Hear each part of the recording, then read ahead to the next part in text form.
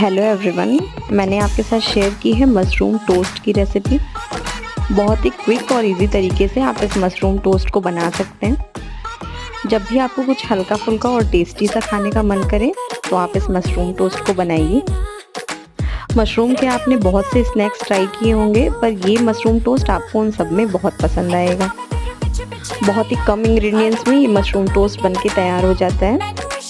Recipe की detail video मैंने अपने चैनल पे अपलोड कर दी है। रिलेटेड वीडियोस पे टैप करके आप लोग इस रेसिपी को देखिए, और रेसिपी अगर अच्छी लगे तो चैनल को सब्सक्राइब भी कर लीजिएगा, साथ ही साथ वीडियो को लाइक और शेयर भी करिएगा। Thank you for watching.